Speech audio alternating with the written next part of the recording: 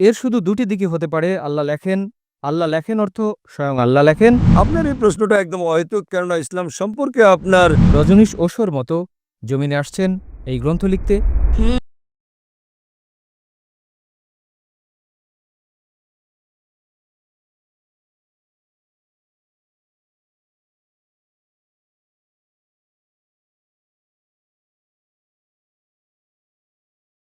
নমস্কার স্যার, আমার নাম অঙ্কুর ফার্নেস।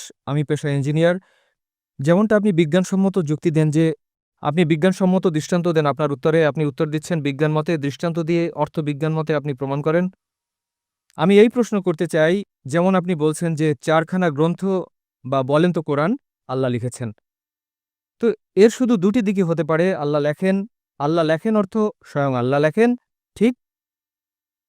হয়তো আল্লাহ রজনীশ ওশোর মতো জমিনে আসছেন এই গ্রন্থ লিখতে, কিংবা তিনি স্বর্গ হতে কাউকে পাঠিয়ে থাকবেন, নিজে লিখে স্বর্গে বসে লিখে কাউকে পাঠিয়ে থাকবেন।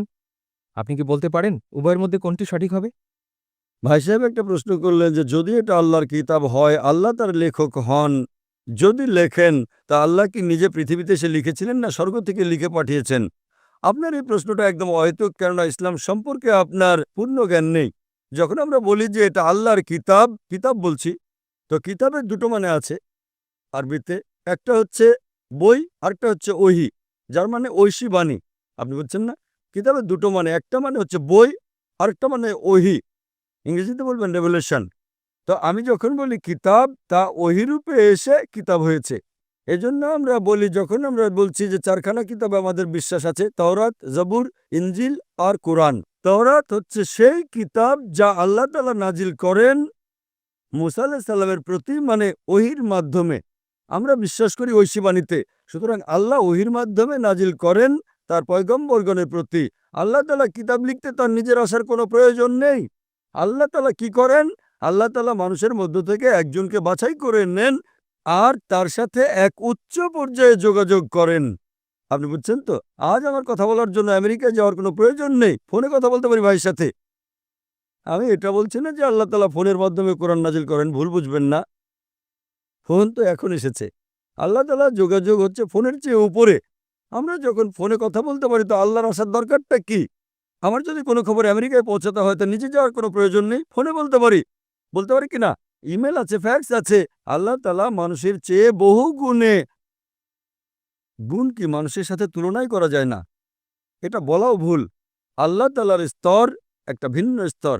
আল্লাহ তাআলা ওহির মাধ্যমে, উচ্চ পর্যায়ে যোগাযোগের মাধ্যমে, ওহির মাধ্যমে তার পয়গম্বরগণের কাছে বার্তা পৌঁছে দেন। উদাহরণস্বরূপ কোরআন। কোরআন কিভাবে কিতাব রূপে আসে?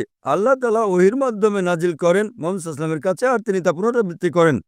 যখন তিনি পড়তেন, কেননা আল্লাহর রাসূল, শেষ রাসূল মুহাম্মদ সাল্লাল্লাহু আলাইহি ওয়াসাল্লাম নিরক্ষর ছিলেন, না লিখতে পারতেন না পড়তে পারতেন। তিনি ডাকতেন তার সাহাবাগণকে, এসো লেখো ইকরা, লেখো ইকরা, তো লিখতেন। পড়ো বিসমিল্লাহির রহমানির রহিম, পড়ো বিসমিল্লাহির রহমানির রহিম। তো তিনি নিজের মুখে বলতেন, মানুষে যখন লিখতেন বলতেন পড়ো, আর তিনি শুনে বলতেন ঠিক আছে। এইভাবে ধীরে ধীরে ধীরে 22 বছর, 22.5 বছরে এই কোরআন নাজিল হয়েছে। একসাথে লেখা, স্বর্গ থেকে পাঠানো বা কুদরতির মাধ্যমে লেখা এটা হয়নি। প্রশ্নোত্তর পর্ব কেউ আল্লাহ রাসূলকে জিজ্ঞেস করে যে, উদাহরণস্বরূপ সূরা বাকারা সূরা নম্বর 2 আয়াত নম্বর 219, তারা যখন মদ সম্পর্কে জিজ্ঞেস করে, তো উপর থেকে ওহী আসে। তারা যখন জিজ্ঞেস করে মদ সম্পর্কে, বলে দাও যে মদে ক্ষতি আছে, লাভও আছে, ক্ষতি লাভের চেয়ে বেশি। প্রশ্নোত্তর। এইভাবে ধীরে ধীরে ধীরে 22.5 বছরে কোরআন নাজিল হয়। যখনই নাজিল হতো, তিনি তার সাথীদের, সাহাবাদের বলতেন এবং তারা লিখতেন, তিনি শুনতেন, ঠিক আছে। এইভাবে 23 বছরে আস্তে আস্তে।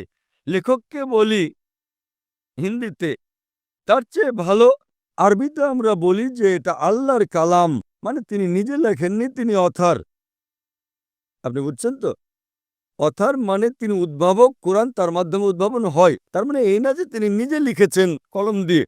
তিনি অথার, মানে এই গ্রন্থ কোরআন, এটা ওহী, ঐশী বাণী পাঠান আল্লাহ সুবহানাহু ওয়া তাআলা তার পয়গম্বরদের কাছে, তারপর বইয়ে পরিণত হয়। আশা করি উত্তরটা পেয়েছেন।